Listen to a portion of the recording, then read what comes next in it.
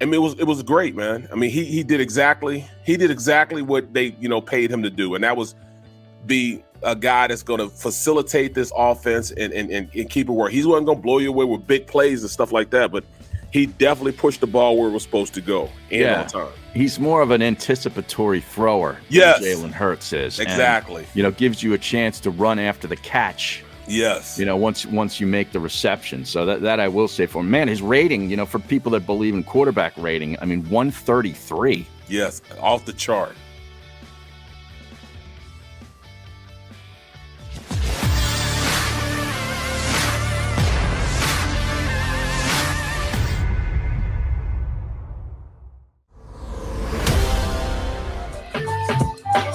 Oh, yes, indeed.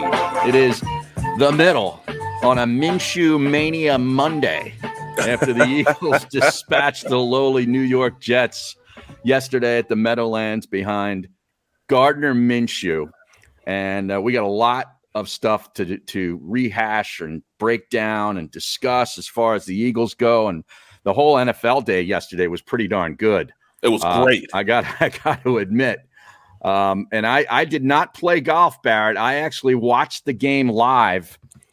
This is the first time you watched a Jet game. You said like 3 years, right? It's the first time I've watched a Jet game, and I don't know how long actually live on television.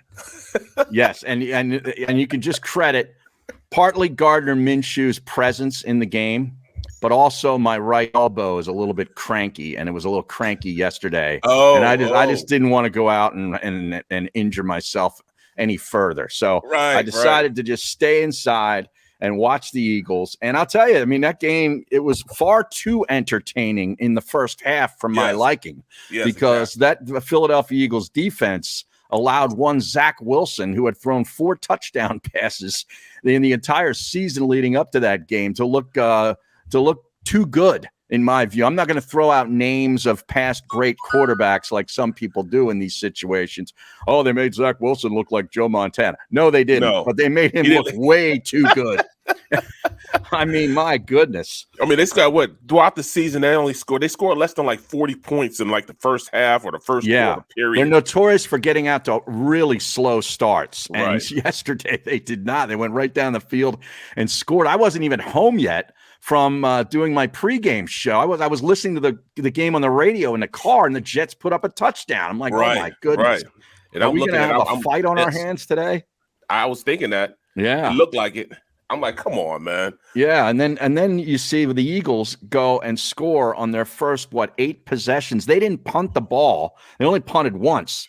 And there was 1:54 left in the game when Siposs finally had to punt. So it was just utter domination by the Eagles offense. I mean, I know they had to settle for field goals in the entire second half, but my goodness, what did they have? 24, 25 plays to 3 offensive plays in the third quarter. Well, you know what? The game just started out kind of quirky. Yeah. With Barrios, returning that kick as far as he did. I'm like, oh, here we go. Yeah. It's going to be one of them days, one of them games. This is how you let a bad football team think they can win a game. Exactly. I'm thinking at the entire time, like, no. And, I got Seth on the other side of me, cussing, and he was sounding off. And it's funny, man, because I have people that, text me, and they're texting me, we really do suck. And I can only the biggest thing I have 4 different people text me. I know Seth is over there pissed off. I'm like, yes. Yes. What is Singleton doing? What is he doing? Where did he learn how to play linebacker? I mean, he was going off. Wow. Going off. Yeah, but I tell you, it was nice to see a game plan that actually got the tight end involved early and often. Yes, sir. I mean, say what you want about Gardner Minshew. He got a bunch of guys involved in the offense yesterday. Watkins had a couple of targets early. Gainwell was a part of the plan, too. I mean, I kind of liked what they did yesterday. Well, they mixed it up. Yeah. I thought they started out passing too much, but then they got back into doing what they do best. They ended up pretty balanced by the end of the first half with run and pass. So, yeah. But I tell people all the time, and I said it repeatedly on the pregame show and the postgame show, it's not necessarily who's back there at quarterback that defines this team. It's the offensive line that defines this team. Mm-hmm. Their ability to run block is far superior than their pass blocking. Not to say they can't pass block, because of course they can. They're NFL offensive linemen.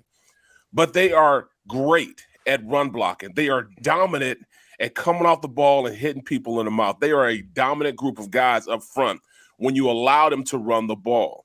Then it makes it easier for them to pass. But if you start off passing and you got them pass blocking the entire time, you'll see their deficiencies, you'll see their weaknesses start to show their face. Mm-hmm. And you don't want to do that. You want to make it, at the very least 50-50, because then it gives an opportunity to, play action and do things like that, where you don't have to really be a good pass blocker. You can just come off the ball, hit them, shock them, and then start fighting instead of just dropping back and just pass blocking the entire time.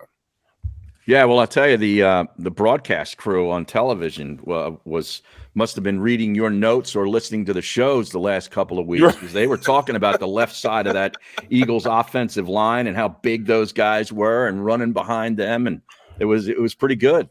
Lofton, I think, wasn't it Lofton on the call? Yes, it was James Lofton, receiver, former Charger. I mean, he understands what makes this team tick.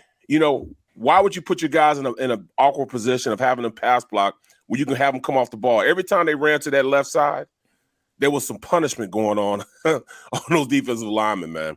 They were getting driven off the ball. And, I heard a lot of people saying, on Twitter, because I actually looked at Twitter a little bit. I didn't post anything, but I looked at it. Mm-hmm. They were saying, well, why is Sanders always tiptoeing and dancing in the backfield? That's just his running style. He's good at that. But if you get Howard back, start using dump truck a little more, they hit the hole fast, man, and those holes instantly open up. Pow! You know what I'm saying? But right. The big play ability that Sanders has, man, you still got to keep him in the mix. Yeah, absolutely. I mean, they were down, Jordan Howard, Boston Scott was what? He wasn't feeling well all week, right? Yeah. So he still dressed, he still played a little bit. But you knew he wasn't going to be featured, at all. It was going to be Miles Sanders and Miles Sanders alone. But I mean, geez, I just like to get your thoughts on Minshew. I mean, man, here's a guy who wasn't even with the team, during training camp, and he's got very little reps to be playing with any of these guys and familiarity with any of them. He looked really pretty darn comfortable, man. And talking to Ray. Yeah. And when I did my, breakdown on him, his pre-snap is what makes him a competitive quarterback. Mm-hmm. He understands where it's going to open up and where he's supposed to go with the ball. He doesn't have a strong arm talent, but he's accurate. He can get the ball where it's supposed to be on time. And that's what, that's kind of the difference between, how he plays the game and how Hurts plays the game. Hurts can make things happen after the read is gone. Mm-hmm. If it's going for Minshew, he's either going to throw it away. You know what I'm saying? He's not a guy that's going to, elongate plays. He has functional mobility, but he understood that when he had that one-on-one linebacker against Dallas Goedert, he knew he was going to him with the pass. So he looked off the safety and then hit Goddard going down on the post seam route. I mean, he started a post and he took it to the seam. I mean, it was great, man. I mean, he did exactly what they paid him to do, and that was be a guy that's going to facilitate this offense and keep it where he wasn't going to blow you away with big plays and stuff like that, but he definitely pushed the ball where it was supposed to go and on time. He's more of an anticipatory thrower than Jalen Hurts is. Exactly. And, gives you a chance to run after the catch. Yes. Once you make the reception. So that I will say for him. Man, his rating, for people that believe in quarterback rating, I mean, 133. Yes, off the chart. I mean, that's incredible. And, the only time Hurts even came close to that was week 1 against Atlanta, where he had his highest rating of the season. So for what it's worth, I don't think there is any controversy a quarterback, because I think this goes back to Hurts for the rest of the season, just, to see if he can salvage the next 4 weeks and, kind of still prove people wrong, because I still don't think that he's the guy, and I don't think they think he's the guy. Well, I mean, he has what, 4 more games? 4 more games in the regular season, yeah. 4 more games. He said the regular season. Well, maybe there will be a postseason. Maybe there will be 1 more game. Hey, man, but hey, I mean, they definitely have the tools to do it. Yeah. It's just a matter of them using them. I mean, And I the think it was good Washington for Jalen football Hurts. team is in the playoffs right now, but they lost Logan Thomas yesterday for the rest And that of the was year. huge because he had That's just a got big back. loss. Yeah, he just got back. He's a And they really lose him good for player. the season. Yeah. You know, I mean, that's, you know, he they say he's got an ACL or something. So Yeah, I think it's an ACL and maybe an MCL. So it's pretty bad.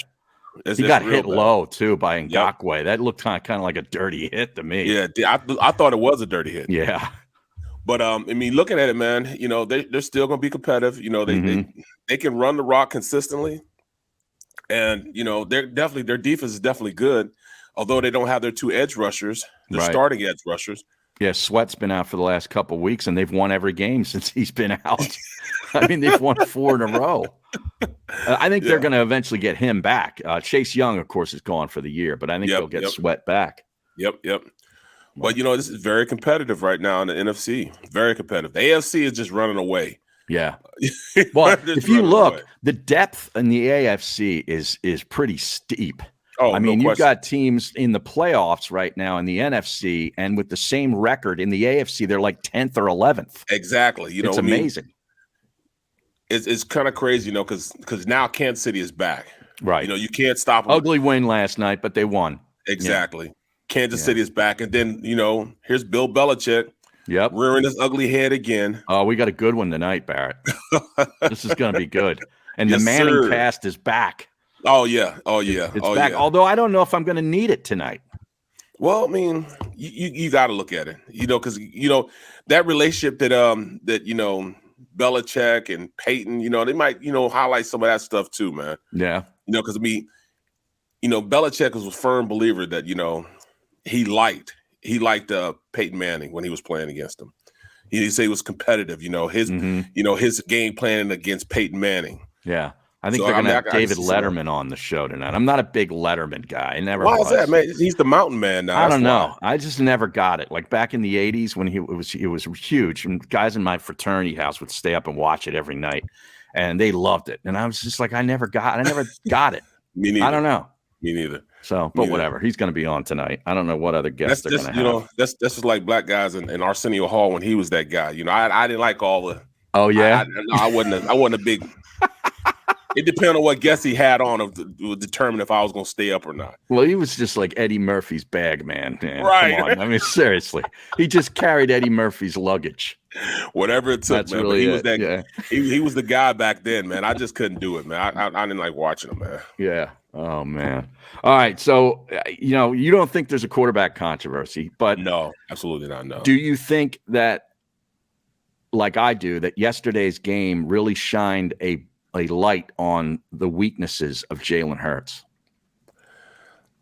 You know, but I didn't necessarily see the weaknesses because you can learn. Or the shortcomings. Yeah. Of him throwing the ball. Yeah, you can see it because it really highlighted to me the short to intermediate routes. Mm-hmm.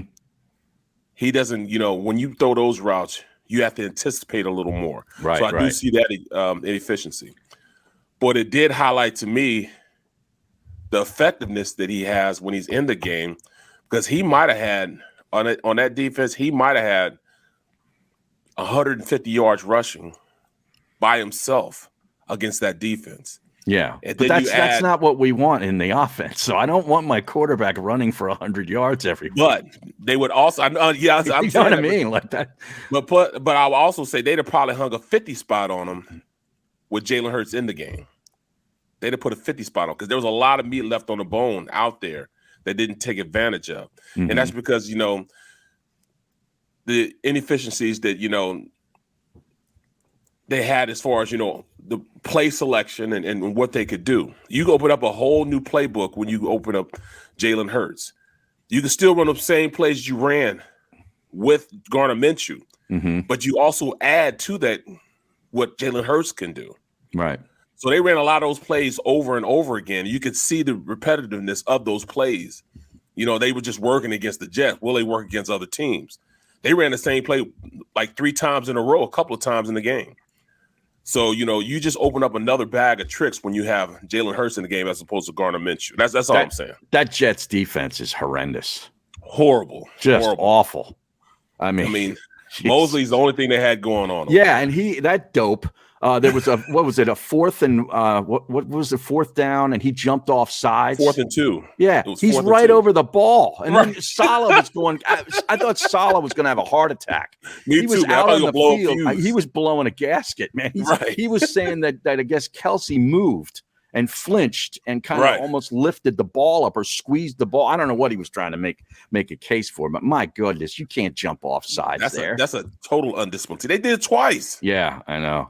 Twice. And how about the fact that they worked out kickers all week and they decide on this one guy? They bring him in the first 2 extra point opportunities in the first quarter. He misses both. That was crazy, man. I was like, man, we can keep scoring, and they could score touchdown for touchdown with us, and we'd still be up by 7. Right. You know what I'm saying? We score 7 touchdowns, we'd be up by 7 because they would miss every single one of them. Oh, it's total Jets. I mean, my goodness. So we're 12-0 against the Jets. Yes. Now, never lost to them. Did you see? I don't know if Xander has found it yet, but we were gonna. I saw yesterday. Joe Banner he's very active during games on Twitter. He goes at it with people. Yeah, he goes at it with people, and he'll go at it with people about politics and football, you name it. But I thought this gem was really special yesterday, just prior to 2:00. So we're probably still in the first half. And Joe Banner says, whoever has Reagor still playing needs to explain himself. That is amazing, that was great. Oh, man, I'm mad I missed that. Oh, man. Yeah. I should have brought that up. Next time you do that, man, text me, man. Okay. That was amazing, man. Okay, I will. And then you can bring it up to Seth, and you guys can go at it. Oh, Jalen Reagor is just awful. I mean, any semblance of confidence that he may have had playing football is all gone. No, none.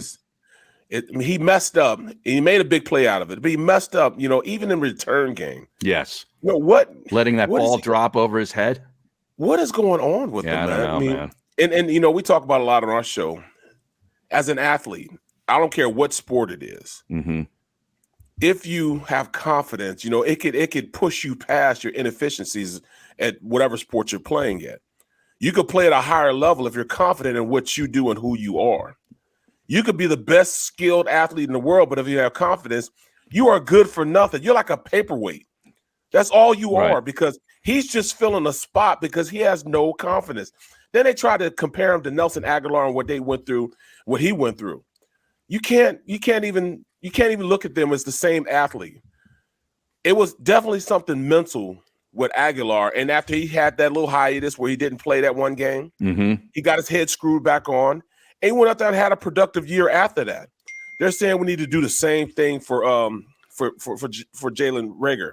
No, it's not the same thing. Jalen Reagor is not a legitimate first rounder. Right. Like I said, to me, he was a late second, early third. Mm-hmm. He is not a first rounder. So you're asking him to go up there and play at the level of a first rounder. He's just not that guy. So the expectation level on him is just too high for him to even get close to being right. I mean, and following. Right. I mean, it's not his fault that he was drafted where he was drafted. Right. But Nelson was legitimately a first round pick. He did some great things at USC and is still playing at a high level. He's having some success with New England team. And he had a couple of years with the Raiders. Raiders. Yeah. But they will not get that type of production out of Jalen Reagor. He's just not that guy. I knew he was a great athlete. And if you put him in a great position, he could do some things for you, with the ball in his hands. But we are trying too hard to get the ball. We ran a fake, reverse / throwback / trying to get him the ball. Yeah. It just doesn't work, man. It just doesn't work. He can't do it. Wasn't he in the area? Was he the receiver in the area when Minshew almost grounded the ball? Yes. Yeah. So there he served a purpose there. And he did lay a really nice block on one of the early touchdowns. You saw it and everybody else saw it. I saw it. I saw it. Wait, was that 18? Right. Sometimes I get him mixed up with 16, and so do the broadcasters. The 18 and the 16 look a little bit alike. So I rewound it. I'm like, no, that's 18. That's not Reagor. That's not Reagor. That's not him. It's not him, everybody. Yeah. Relax, it's not him. The officer was going crazy. That's Reagor. Oh, it's not Reagor. It's not him. But It's it not was him him on the everybody. block. Sit down. It's not him. It was him on the block. Oh, yeah, it was him on the block. Yeah, it was him on the block. Yeah. Everything else, like he would catch a pass and I'd be jumping out of my seat. Right. He had a little 7-yard pass. I was like going crazy inside the office, man. Yeah, he had one catch for 7 yards. That's because I want him to be successful. You know, I played with his pops. Me and Monty are really good friends. That's my guy. That is my guy. That's Monte Reagor was his dad? Yeah. Monte Reagor played with me in Philly. And I have his number. And I'm gonna call him at the end of the season, but I'm not gonna call him now, man, because he's going through it, man. His son is going through it, so that means he's going through it. He's feeling for his son right now, bro. So I'm not gonna be that guy to go and ask him anything or talk to him about anything. I'm gonna wait till the season's over with, and we're gonna chop it up and discuss what's going on. And he knows what it is to play in Philly. Yeah, he understands what it is. Well, I mean, wouldn't this be anywhere if you're a first-round pick with his lack of production? Yes. But why do we keep having Marcus Smith? Why do we keep having Jalen Reagor? Yeah, well, why do we always have Andre Dillards? Yeah, why are we doing this? What's wrong with us? Why can't we make the right pick? Like right now, these 3 picks that we have, and I want to say thank you to the Indianapolis Colts. I want to thank you in advance for our first-round pick. It's all but laid in stone now because they won yesterday. Yeah, they did. Yeah, that means he's going to start this game and play this game, which virtually locks us in to 75%. Yeah, thank that Taylor kid, the running back from Salem, New Jersey. He is the entire offense for that team. He had 143 yards yesterday with 2 touchdowns. Carson Wentz had that typical stat line. Now, they won the game 31-0. Wentz, 16 of 22 for $158 and a TD. It's nice, but it's nothing flashy. He's not asked to do a whole lot. And that's good. We don't need to. All right, I'm done cheering for him now. I'm done. It's over now. Yeah, we got our 75%, didn't we? Got it.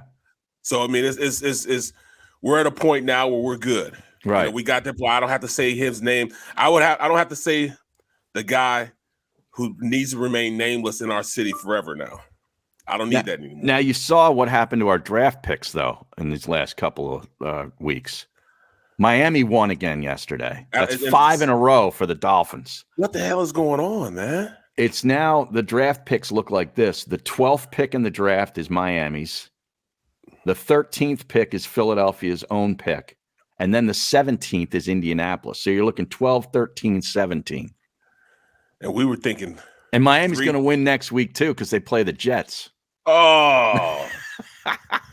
Oh, man. I think we were back-to-back New Yorks. We just knew we had at the very least, 2 top 10 picks. We just knew we did. You know what I'm saying? But hey, it's still a first rounder. So would you if you were in a position, would you try to trade these picks to get another 2 first-round picks for next year? Yeah, for next year, so I can go after Bryce Young. Yeah. I mean, okay, that's the guy I want. I know what you're thinking. All right. He locked down the Heisman on Saturday. Bro, he whooped their tail, carved man. up Georgia. Oh, he would kill him. He was unbelievable. Best player on the field. And that offensive line, we just knew that offensive guy was going to get tore apart from that defensive line, man. That's all everybody was talking about, that defensive line and how they were just going to kill him. And that's what Saban was talking about all week. He was always talking about Georgia's defense. Georgia's defense is so good. Yeah, I love it. That was great. It was a great weekend of football, man. Now you went out to Montana on Thursday night. We had you on the show all day from the hotel. What did you do after the show? Oh, well, after that show, I went and had lunch with my play-by-play guy, Sean Kinney. So we went out and had lunch, and we're just looking around, and then all of a sudden I'm looking up. We're at the bar. Where did you go to lunch? Because you were getting recommendations from Joey B. It was called the Tamry Tavern or something like that. Tamry Tavern. Okay. And I looked up, man, and right in front of my eyes flashes across the screen, Grizzly alert on campus. Are you serious? You don't need to tell me things like that. I already told you I'm not adventurous. I go fishing out, the deep blue ocean. That's the most adventurous I go. Right. I'm not going out, a river runs through it, fly fishing out there because there are bears out there. They were acting like bears are just like the local pit bull that gets loose every once in a while. Right. Like my dogs get loose in my yard, and everybody knows now. They actually grab my dogs by their leash, by their collars, and take them into my house. And my neighbor across the street will open my door and let my dog into the house. They're, like with them, black bears are like squirrels in your trash can. That's the way they think. They're saying, we always have, I have a ring, and we always, before we go out there, we start making a lot of noise before we walk outside. Oh, the Ring doorbell thing with the cameras? Yeah. You got to make a lot of noise when you come out the door, to make sure the bears will leave, because they'll leave and scatter once you. I'm thinking to myself. What do you do? Like bang pots and pans and stuff? Just scream or, saying hit the door and all that type of stuff before you walk out. I'm like, I'm not trying to do that. I'm not trying to live like that. You know what I'm saying? That's just not what we do. You know what I'm saying? It's not my family would not be comfortable having to make noise to make sure a bear is not in my front. Oh, but then they hit me with this. Oh, it's just a black bear. Oh, well, daggone it. I mean, it's a bear. Same for bear. Right. I don't care. So what are they? Domesticated animals? These black bears? They're only like 300 pounds. They're not 1,500 pounds or 1,200 pounds like the grizzly. Right. See, your frame of mind is all screwed up. Skewed. Yeah, it is, man. Or you just got to know. You just can't, ride your bike by yourself when you're going, around, because if you do that, there might be a mountain lion to try to attack you. I'm thinking to myself, all right, so it's two of us. One of us is going to get caught. Right. I just don't want to be put in that situation. I would need more than a 22 pistol if I lived out there. You need a minimum of a 9mm, I guess, right? Yeah, so something like, no, so they're saying if you see a moose, you got to know to have a red shirt. And if you flash the red shirt in front of the face, like, like this, the moose will think it's fire and it'll run away. Right. I don't want to teach my kids how to survive if they run up against a moose. Told you, if they stick their tongue out, they're going to charge you. Right. That's another sign. See, that's just not what that's just not what I want to do, man. You know what I'm saying? So long story long, I see that. Now I'm ready, to pack my lunch up and go straight back to the room. So we were going to walk to the stadium. They said, oh, it's just a 10-minute walk. Right. A 10-minute walk. Okay. Well, not with a grizzly alert. Right. That's number one. Right. So I'm definitely at walk. I said, well, let me see how far this is to camp. I mean, to the stadium. So I'm staying at the Holiday Inn Express, and the state. It's always like a 10-minute walk from here. So all right, cool. So all right. So me and my coach, me and my play-by-play guy Sean, we drive over there. Now it took us 10 minutes to drive. How is it going to take me 10 minutes? If it's taking me 10 minutes to drive, that's a half-hour walk. Yeah, so I'm trying to say. Yeah. I mean, these are real country miles. Are country miles different from regular miles? They are different. They are different. Yeah. It just don't make sense. All that just does not make sense to me. None of that stuff makes sense to me, bro. That I got to make sure that I lock my trash cans up at night. That I make noises before I walk out the door. That I need to know to flash a red shirt, so a moose will run away. That you can't go riding a bike, in those hills by yourself because a mountain lion might jump out on the path. That is hilarious. That you got to look at grizzly alerts because grizzlies sometimes come down from the hills and are in town or on campus. What are we talking about? That's a different way of life out there, man. Right. It's just different, It's not that it's bad; it's just different. Yeah, and we got to give your boy Gunner credit. Ash pointed it out too. Oh yeah, because he had the Jalen Hurts is out news first. Actually, Saturday night, he put that out on Twitter, I believe, because I saw it first thing Sunday morning. And then I think Schefter took it. And I don't know that Schefter gave him credit right away, did he? Oh, he didn't. He didn't. No. See, that's just weak. Oh, and that's terrible, man. Yeah. And I know I can almost guarantee that the Eagles organization was pissed off at Gunner for putting it out there. You know what I'm saying? Because, they don't want anything. They want to use it as the competitive advantage. So, I mean, I'm just trying to figure out how he knew. Well, trust me. So I called Gunner. I said, Gunner, how you know about that? I got my secrets, bro. I got my secrets. And he's not telling you. Man. Yeah. No. So I was thinking, I said to myself, hey, I know the Eagles are pissed off at you. He said, right. He doesn't care. Yeah. He's like, they may be a little hot. I haven't talked to him, but they may be a little hot. They want to keep a competitive edge. Well, right, but I'm just saying, I don't think the Jets would have been prepared for any quarterback with that defense. Seriously. You're absolutely right. Because I mean, apparently they were thinking that Jalen Hurts was going to play all week, even though he was questionable the entire week. Well, you listen to what Jalen Hurts was saying. He was saying the same thing. Oh, I'm definitely playing. You know what I'm saying? I'm definitely playing. It doesn't matter what they're saying. I'm definitely playing. Right. This dude's, he's hanging on by a thread. You know what I'm saying? He almost got a boot on. He don't have a boot on, but he was close to having a boot on because, his ankle was hurting so bad. Yeah, but that's just competitive. He is. He's a competitor. Yeah, the Jalen Hurts is out for tomorrow. Gardner Minshew is in. Boston Scott will be a game time decision. That was the tweet on Saturday night. See, that's good job out of him. Man. He's one of the best reporters out there, bro. All right, we'll take a short time out. We got a bunch of audio, some audio video stuff to get to today. The Lions won their first football game, and there was some good audio afterwards. We got some Nick Saban audio, and we got to get that video of Gardner Minshew and his old man outside the stadium after the game. Saw that. That was some good stuff. A whole lot to get to right here on The Middle with Harry Mays and Barrett Brooks on a Minshew Mania Victory Monday.